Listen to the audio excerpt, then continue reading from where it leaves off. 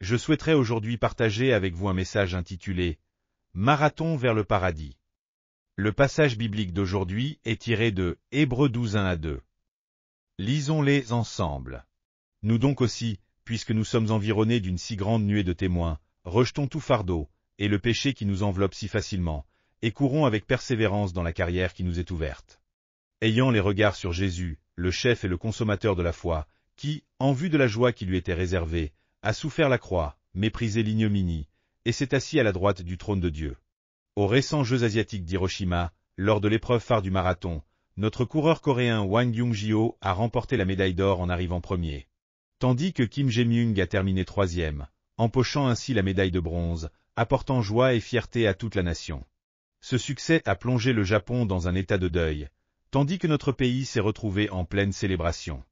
Bien que ce marathon ait eu lieu un dimanche matin et que je n'ai pas pu voir la course en direct, j'ai ressenti une tension intense en regardant la rediffusion de la soirée, voyant ces coureurs s'élancer sur le terrain. Le marathon est, par excellence, une épreuve qui met l'endurance humaine à l'épreuve des limites du corps. C'est déjà éprouvant pour les spectateurs, alors combien doit-il être difficile, douloureux et épuisant pour ceux qui courent réellement cette course. La vie de chacun d'entre nous ressemble beaucoup à un marathon. Depuis notre premier cri à notre naissance, lorsqu'on est arraché au ventre de notre mère, jusqu'à notre dernier souffle, nous poursuivons une course sans fin. Certains devancent d'autres, mais nous avançons tous sans exception. Quiconque reste assis sans avancer devient un laissé-pour-compte qui s'autodétruit. Comment alors courir ce marathon avec succès? Comment parvenir à atteindre le but du paradis? Il nous faut réfléchir profondément à la manière de mener cette course vers la réussite. Pour réussir à courir le marathon jusqu'au bout, tout d'abord, le coureur doit se débarrasser de tout ce qui alourdit son corps et courir avec légèreté. Avez-vous déjà vu un marathonien courir en costume comme le mien? Ce serait une défaite assurée. Les marathoniens portent seulement un short et un débardeur, et des chaussures très légères. Ils éliminent tout ce qui pourrait leur ajouter du poids, aussi minime soit-il. De la même manière, pour réussir notre marathon de la vie, nous devons nous débarrasser de tout poids et du péché qui nous entrave facilement. Aujourd'hui, nous portons trop de soucis, d'inquiétudes et de préoccupations, et nous sommes enchaînés par le péché, ce qui fait de nous des éclopés dans notre marathon de la vie, causant notre échec. Pour réussir le marathon de la vie, nous devons partir sous la croix de Jésus-Christ, à Calvaire. En rencontrant notre Seigneur Jésus et en étant purifiés par le précieux sang de Jésus-Christ, nous pouvons nous débarrasser de tout ce qui nous alourdit et des péchés qui nous empêchent de courir avec légèreté. C'est pourquoi il est essentiel de rencontrer Jésus. Sans cette rencontre, nous ne pouvons nous débarrasser de nos fardeaux, ni briser les mauvaises habitudes qui nous enchaînent. Lorsqu'on rencontre Jésus, il entre dans notre vie, nous libère véritablement et nous accorde la délivrance. C'est lorsqu'il entre que nous sommes libérés des chaînes du péché. Peu importe nos efforts pour échapper au péché par nos propres moyens, cela est impossible par la simple détermination humaine. Mais lorsque Jésus entre, il détruit le péché et nous libère de ses chaînes. La loi de l'esprit de vie en Jésus-Christ nous libère de la loi du péché et de la mort. Ainsi, le marathon de notre vie doit débuter par une rencontre avec Jésus, la libération des chaînes du péché et le départ sur un chemin léger. De plus, en rencontrant Jésus, nous devons également obtenir la délivrance de la haine et de l'impureté de notre cœur. Comment pourrions-nous courir ce marathon en portant dans notre cœur la haine, l'envie, la colère, la jalousie, et une vie pleine de corruption et de souillure? Cela nous empêche d'avancer. En rencontrant Jésus-Christ et en priant devant lui, il retire toute haine de notre cœur. Il lave toute impureté et remplit notre cœur d'amour et de sainteté, nous permettant ainsi de courir la vie avec légèreté. Nous devons également obtenir la délivrance des maladies de l'esprit et du corps devant Jésus-Christ. Les maladies de l'esprit sont des maladies sérieuses. Comment pourrions-nous courir la vie en portant en nous des pensées négatives, des plaintes, des ressentiments et des sentiments d'échec? Si notre corps est malade, si nous souffrons et sommes alités, comment pourrions-nous courir cette vie? Là encore, nous devons venir devant Jésus pour nous débarrasser de ces fardeaux. Jésus se concentre avant tout sur la guérison de nos maladies. Il déteste les maladies, qu'elles soient physiques ou mentales. En venant devant lui avec nos souffrances et en priant, la puissance de Jésus nous guérit et nous libère. Nous devons également nous libérer des chaînes de la malédiction. Certaines personnes, quoi qu'elles fassent, n'y arrivent pas. Parmi les personnes qui viennent me consulter, il y en a deux types. Ceux qui, en rendant grâce et en priant, disent « Pasteur, tout va bien pour moi, quoi que je fasse, ça fonctionne. Merci, Seigneur. » Et puis, il y a ceux qui disent « Pasteur, rien ne fonctionne. Quoi que je fasse, c'est un échec. » La vie sous les chaînes de la malédiction est vraiment pénible. Tout ce qu'ils entreprennent échoue, car ils sont enchaînés par la malédiction. Mais Jésus-Christ, qui a été maudit pour nous, nous a rachetés de la malédiction de la loi. Nous devons venir devant Jésus et retirer les épines de notre cœur, les ronces de « je ne peux pas, ça ne marche pas, je vais échouer ». Comment réussir avec de telles pensées? Nous devons partir avec un cœur rempli de positivité, de « je peux le faire, ça va marcher, j'y arriverai », et d'un esprit de victoire. C'est pourquoi nous devons partir en laissant les épines de la malédiction au pied de la croix. Nous devons aussi courir libérés de la peur de la mort et du désespoir. Chaque être humain porte l'ombre de la mort dès sa naissance, car un jour ou l'autre, chacun de nous mourra. Mais jusqu'à ce que ce jour arrive, nous ne devons pas vivre enchaînés par la peur de la mort ou le désespoir. Certains disent, « Puisque je mourrai demain, mangeons et buvons aujourd'hui. » La vie n'est rien. Ces désespérés ne réalisent rien. Mais nous, que nous vivions ou que nous mourions, nous vivons avec Jésus. En Jésus-Christ, nous sommes totalement libérés de la peur de la mort et de la futilité humaine, et ainsi nous pouvons vivre pleinement. En nous débarrassant de tout poids et du péché qui nous entrave, et en courant la vie avec légèreté, nous pouvons réussir ce marathon de la vie. Ce miracle, ce changement dans votre vie est le fruit de la rencontre avec Jésus. Si quelqu'un est en Christ, il est une nouvelle créature. Les choses anciennes sont passées, voici, toutes choses sont devenues nouvelles. Nous devons devenir de nouvelles personnes pour courir le marathon de la vie. Deuxièmement, dans un marathon, le coureur doit courir avec une ferme espérance d'atteindre son objectif. Si un marathonien court sans objectif, cela ne sert à rien, peu importe ses efforts. Le coureur garde en tête la ligne d'arrivée au bout de la distance totale et court avec détermination vers ce but. De même, dans la vie, une personne sans objectif court en vain. Dans la vie humaine, la chose la plus importante est d'avoir un objectif clair vers lequel vous courez. Il existe des objectifs mineurs et des objectifs majeurs. Notre objectif ultime est naturellement d'atteindre le paradis. Tous les chrétiens croient en Jésus-Christ et poursuivent l'objectif éternel d'obtenir la vie éternelle au ciel. En outre, dans notre vie actuelle, nous devons avoir des objectifs à court et à long terme. Lorsqu'un objectif est gravé dans notre cœur, nous lui consacrons tout notre temps, nos efforts et nos ressources. Pour ma part, j'ai un objectif à moyen et long terme pour notre Église. Notre objectif est que les 700 000 membres de notre Église prospèrent dans tous les aspects de leur vie, autant spirituellement que physiquement, et qu'ils avancent ensemble dans la grâce de Dieu. Mon objectif à long terme est également de répandre l'Évangile dans chaque foyer en Corée grâce à notre journal missionnaire, le *Kukmin Ilbo*, et, lors de la réunification, d'apporter l'Évangile à chaque habitant de Corée du Nord par ce même journal. Parce que cet objectif est présent dans mon cœur, je prie constamment pour lui et j'y consacre mon temps, mes efforts et mes ressources. C'est ainsi que notre Église atteint les 700 000 membres et que nous avons pu organiser des rassemblements massifs comme l'événement du 3 octobre, et que le *Kukmin Ilbo* annonce aujourd'hui la bonne nouvelle à toute la Corée. Il est essentiel de courir avec un objectif précis. Sans objectif, un marathon est voué à l'échec. De plus, le coureur ne doit pas se focaliser sur l'environnement négatif autour de lui.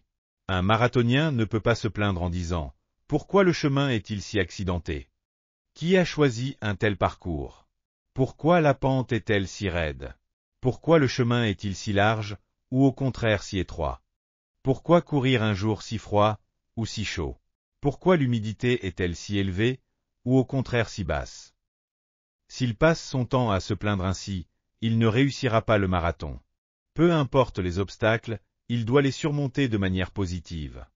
Il ne doit ni se plaindre, ni murmurer. Il en va de même pour la vie. Dans le marathon de la vie, nous ne rencontrerons pas que des chemins agréables. Nous rencontrerons aussi des personnes malveillantes, des amis douteux, des arnaques, des souffrances, des déceptions, des peines, du découragement, des difficultés économiques, et bien d'autres épreuves. Si nous nous asseyons pour nous plaindre et murmurer à chaque difficulté, nous n'y arriverons pas. D'après mon expérience, certaines personnes restent toujours positives, peu importe les problèmes qu'elles rencontrent. Elles me disent « Pasteur, nous pouvons le faire. Lorsque des difficultés surviennent, il faut les surmonter. Il faut vaincre les épreuves. Nous réussirons. Nous pouvons le faire. Quand je parle avec de telles personnes, cela me soulage et, effectivement, elles surmontent tout dans la gratitude. D'autres, au contraire, ne disent jamais un mot positif. Ils disent « ce mauvais homme. Comment pourrais-je travailler avec lui? Tant qu'il est là, je ne peux rien faire. C'est une mauvaise période. Comment réussir dans ces conditions? Il n'y a pas assez d'argent. Sans argent, comment faire? Le plan est mal conçu, donc cela ne fonctionnera pas. Ce n'est pas le moment de faire cela. » En écoutant ce genre de discours, on perd toute énergie. Ces personnes n'accomplissent rien. Mes amis, dans le marathon de la vie, il y aura des chemins étroits et des chemins larges, des montées et des descentes, des pierres sur le chemin et des obstacles. Mais c'est en surmontant tout cela que nous atteignons la ligne d'arrivée.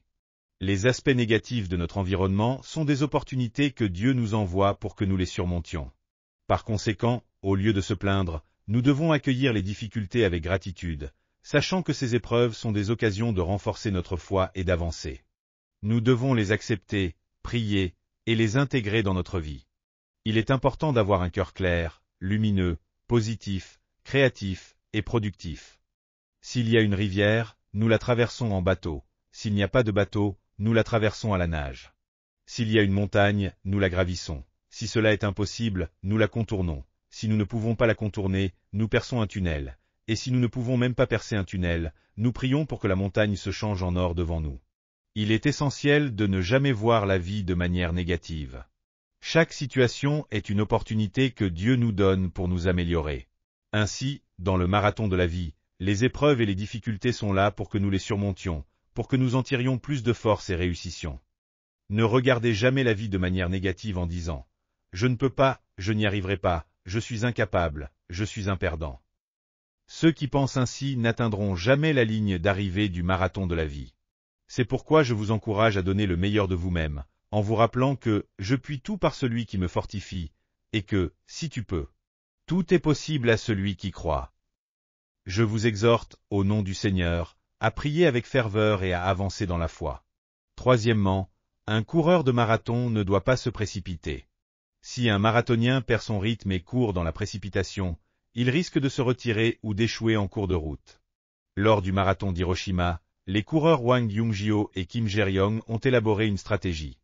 Ils sont partis avec le coureur japonais, et Kim Jae-yong a pris de l'avance pour perturber son rythme. Pressé, le japonais a tenté de suivre, puis a fini par ralentir. Wang Yungjio est ensuite passé devant, et à chaque fois, le japonais tentait de les suivre, mais perdait de l'énergie en variant constamment son rythme. À la fin, Wang Yungjio a su garder le sien, et il a remporté la première place. Dans la vie aussi, il est important de maintenir un rythme constant. Ne vous précipitez pas dans le marathon de la vie, gardez votre paix intérieure, car tout a un temps dans le plan de Dieu. Il ne faut pas se lancer avec empressement lorsqu'une situation semble favorable, ni abandonner soudainement dans les moments difficiles. De même, lorsque l'on va à un festin, il ne faut pas se gaver jusqu'à en tomber malade. Et lorsqu'il n'y a rien, il ne faut pas se lamenter et rester affamé. Mangez de manière équilibrée, avec ce qui est disponible, et vivez toujours dans la modération. Dans la vie, il est crucial de savoir garder son propre rythme. Ne dépensez pas sans compter quand vous avez de l'argent, et ne tombez pas dans le découragement quand vous n'en avez pas. Gardez toujours un cœur serein et attendez le moment de Dieu. En travaillant fidèlement, le moment de Dieu arrive toujours, et à ce moment-là, nous pouvons connaître la réussite. Au cours de ma vie et de mon ministère, j'ai vu comment Dieu accorde de grandes opportunités. Il faut savoir reconnaître ce moment de Dieu. Lorsque nous avons déménagé à Yeouido, Séoul venait d'aménager cet endroit qui n'était qu'un terrain sablonneux et désert. C'était le bon moment pour que Dieu nous y envoie. Aujourd'hui, cette terre est astronomiquement chère, valant plusieurs millions par mètre carré, alors qu'à l'époque, elle coûtait seulement 30 000 wons. Aujourd'hui, il serait impossible d'acheter un terrain de cette ampleur pour construire une église. Mais Dieu donne un moment opportun à chacun de nous lorsque nous prions avec patience et avançons dans la foi. La Bible dit qu'il y a un temps pour pleurer et un temps pour rire, un temps pour ramasser des pierres et un temps pour les jeter, un temps pour bâtir et un temps pour démolir, un temps pour aimer et un temps pour haïr, un temps pour embrasser et un temps pour s'éloigner, un temps pour la guerre et un temps pour la paix, un temps pour naître et un temps pour mourir. Dieu fait chaque chose belle en son temps. Par conséquent, il est important de vivre avec patience et de ne pas se précipiter. Si l'on se précipite, on court à l'échec, et on tombe dans les pièges du diable. Quatrièmement, lorsque nous courons le marathon de la vie, nous ne devons pas tomber dans la complaisance ni dans la suffisance. Dans un marathon, comme dans tout autre sport, l'arrogance et la négligence entraînent la défaite. Regardez notre équipe nationale de football qui a perdu contre l'Ouzbékistan. Après avoir battu le Japon, nous avons perdu contre une équipe moins forte que nous, l'Ouzbékistan. Pourquoi? Parce que nous avons été négligents, convaincus que, un adversaire comme l'Ouzbékistan ne poserait aucun problème. Cette suffisance et cette insouciance nous ont empêchés de marquer, même lorsque le ballon était près du but. Et l'Ouzbékistan, quant à lui, a réussi à marquer par hasard avec un tir de 30 mètres parce que notre gardien a été distrait, laissant le ballon passer entre ses jambes. Si vous aviez mis n'importe qui d'autre comme gardien ce jour-là, ils auraient probablement fait mieux. Comment un gardien de but peut-il laisser passer un tir venant d'aussi loin? Ce jour-là, en voyant cela, je me suis dit, pourquoi ne m'ont-ils pas mis moi comme gardien? Cela démontre bien les effets de la suffisance et de la négligence. Peu importe notre talent, si nous faisons preuve d'arrogance et de négligence, nous échouerons. Dans le marathon de la vie, même lorsque tout va bien, nous ne devons pas céder à la suffisance ni à la négligence. Un vieux proverbe dit, « Ne retirez pas votre casque après la victoire ». Notre Église a organisé la grande rencontre du 3 octobre et a marqué l'histoire. Nous qui étions toujours considérés en marge du christianisme coréen, nous sommes désormais reconnus comme étant au centre de la communauté chrétienne coréenne. Comment une seule Église peut-elle rassembler 1 million de personnes? Nous avons souvent affirmé que notre congrégation comptait 700 000 membres, mais beaucoup de gens ne le croyaient pas. Moi-même, j'avais mes doutes malgré les statistiques, car nous ne voyons jamais 700 000 personnes réunies en une seule fois, vu que nous avons cette service. Mais cette fois, en mobilisant tout le monde, nous avons réalisé que nous sommes bien plus de 700 000. Alléluia! À travers cet événement, nous avons confirmé notre taille et notre influence en Corée. La rencontre du 3 octobre a montré au monde entier, et pas seulement à la communauté chrétienne coréenne, l'enthousiasme spirituel et la ferveur de prière de notre église de Hwado. C'est une grande fierté. Mais ce n'est pas une raison pour devenir complaisant ou négligent. Nous devons prier encore plus intensément, lire la parole de Dieu avec plus de ferveur, évangéliser avec plus de zèle et rechercher la plénitude du Saint-Esprit, avançant avec foi. Oublions ce qui est derrière et courons avec détermination vers le but qui est devant nous. Nous ne devons laisser aucune place dans nos cœurs pour l'arrogance ou la suffisance. Nous devons toujours rester en éveil spirituel. La Bible nous dit que celui qui croit être debout prenne garde de tomber. Souvent, lorsque quelqu'un pense avoir suffisamment progressé dans sa foi, c'est alors qu'il commence à tomber. Il est important de reconnaître notre faiblesse. Selon les Écritures, heureux ceux qui ont un cœur pauvre, car le royaume des cieux est à eux. Heureux ceux qui pleurent, car ils seront consolés. Avec un cœur humble et contrit, en reconnaissant notre insuffisance et en cherchant toujours à nous améliorer, Dieu nous accorde sa bénédiction et sa consolation. Enfin, nous devons faire de notre mieux jusqu'à la fin. Dans un marathon, peu importe si l'on a couru en tête au début, cela n'a aucun sens si on s'affaiblit sur la fin. Peu importe à quel point on a bien couru dans la première moitié de la course, ce qui compte, c'est d'atteindre la ligne d'arrivée avec force. La particularité de Hwang Young-jio est justement de bien courir dans la seconde moitié. Son cœur est très fort, au repos, il ne bat que 40 fois par minute. Moi, mon cœur bat 80 fois par minute, donc dès que je cours un peu, mon cœur s'emballe et j'ai l'impression qu'il va sortir de ma poitrine. Mais comme le cœur de Hwang bat seulement 40 fois par minute, il peut courir avec endurance. C'est pourquoi il a pu finir premier. Il a fait de son mieux jusqu'au bout. Il ne suffit pas de bien commencer, il faut bien terminer. Dans le marathon de la vie, il faut courir avec honnêteté, sincérité, diligence et loyauté dès le départ, et garder ce même esprit jusqu'à la fin. La vie n'est pas un chemin facile. Plus on se rapproche du succès, plus les obstacles deviennent difficiles à surmonter. Dans toute réalisation, il y a toujours une période sombre et difficile. Si l'on n'arrive pas à surmonter cette période, on ne peut pas réussir.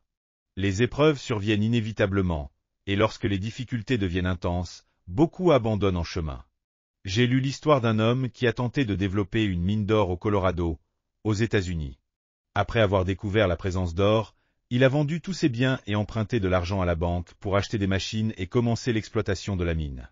Il a creusé pendant 1 an sans rien trouver, puis une 2e année sans succès. Au bout de la 3e année, il était épuisé, manquait d'argent et croulait sous les dettes, et les gens le critiquaient. Finalement, il a vendu la mine et les machines pour une bouchée de pain. L'acheteur a continué à creuser à cet endroit, et à seulement 3 mètres de profondeur, il a trouvé un riche filon d'or. S'il avait persisté seulement 3 mètres de plus, il serait devenu riche. C'est lorsque les épreuves sont les plus intenses qu'il faut persévérer. De même, en Pennsylvanie, un homme croyait en la présence de pétrole dans une grande prairie. Il a acheté ce terrain et s'est mis à chercher du pétrole sans succès. Découragé, il est parti travailler comme employé dans une entreprise pétrolière au Canada. Le nouvel acheteur du terrain voulait y élever du bétail. Mais il remarqua que des résidus graisseux flottaient dans le ruisseau où ses animaux buvaient, et que cela dégageait une forte odeur de pétrole. En suivant le cours d'eau, il découvrit la source du pétrole. Il était devenu riche en trouvant un énorme gisement de pétrole. Si le premier propriétaire avait persévéré un peu plus, il aurait trouvé ce pétrole. Ainsi, la vie nous enseigne qu'il faut faire de notre mieux jusqu'à la fin. Plus on est proche du succès, plus on rencontre des difficultés. Le moment où l'on est le plus épuisé est celui où le succès est le plus proche. Dans la douleur de la mort, lorsque la souffrance est à son comble, c'est le moment où le paradis est le plus proche. C'est alors que nous pouvons dire « Alléluia ! Seigneur, viens !» Et ainsi, nous franchissons la porte du ciel. Ainsi, mes amis, dans le marathon de la vie, appuyons-nous sur le Seigneur, persévérons jusqu'à la fin et ne nous décourageons pas. La vie est un seul marathon. Il n'y a pas de seconde chance pour revenir et courir à nouveau. Pour être victorieux dans le marathon de la vie, il est essentiel de partir avec Jésus-Christ. En croyant en Jésus, nous pouvons nous décharger de nos fardeaux et des péchés qui nous entravent, et courir avec légèreté et facilité, main dans la main avec le Seigneur. Par la foi et la prière, avec un esprit positif, créatif et lumineux, nous pouvons surmonter toutes les épreuves et atteindre non seulement le succès dans cette vie, mais aussi l'éternité au ciel. Que sert-il à un homme de gagner le monde entier, s'il perd son âme? Même si l'on possède tout ici-bas, cela n'a aucune valeur si on doit tout laisser derrière soi. À un moment donné, chacun de nous devra arrêter sa course de pèlerin et de voyageur, et nous revêtirons l'habit nouveau que Christ nous a donné pour vivre éternellement au ciel. Nous devons savoir que le ciel existe vraiment. Nous ne sommes pas de simples morceaux de chair, nous sommes des âmes créées à l'image de Dieu. Dieu est esprit, et nous aussi sommes des esprits, enveloppés d'un corps. Lorsque l'esprit quitte le corps, celui-ci meurt. Jusqu'à présent, vous n'avez jamais vraiment vu Yongisho. Vous avez vu mon corps, mais pas mon esprit. Et moi, je n'ai jamais vu votre esprit, j'ai seulement vu votre corps. Mais un jour viendra où nous nous verrons face à face, dépouillés de nos corps. C'est l'ultime ligne d'arrivée de la vie. Cette victoire finale ne peut se réaliser qu'à travers Jésus. Je suis le chemin, la vérité et la vie. Nul ne vient au Père que par moi. Ainsi, que vous partiez de ce monde aujourd'hui ou demain, je vous exhorte à tenir fermement à votre foi, afin que vous puissiez un jour vous reposer dans les bras du Seigneur et entrer dans l'éternité du ciel. Prions ensemble. Dieu Tout-Puissant et Saint, notre Père, nous te remercions de nous avoir appelés à courir ce marathon de la vie jusqu'au ciel éternel. Aide-nous à partir avec Jésus, courir avec lui et atteindre la ligne d'arrivée dans ses bras. Nous prions au nom de notre Seigneur Jésus-Christ. Amen. Alléluia. Avez-vous reçu beaucoup de grâce à travers la parole? Je vous bénis de tout mon cœur au nom du Seigneur pour que vous soyez de plus en plus armés de la parole de Dieu et remplis du Saint-Esprit, afin que vous meniez une vie victorieuse dans ce monde. Si vous avez aimé cette vidéo, n'oubliez pas de vous abonner à la chaîne, d'activer les notifications et d'appuyer sur le bouton « J'aime ». Cela nous aide beaucoup à préparer plus de vidéos remplies de grâce. Nous nous retrouverons avec joie dans la prochaine vidéo. Que Dieu vous bénisse grandement.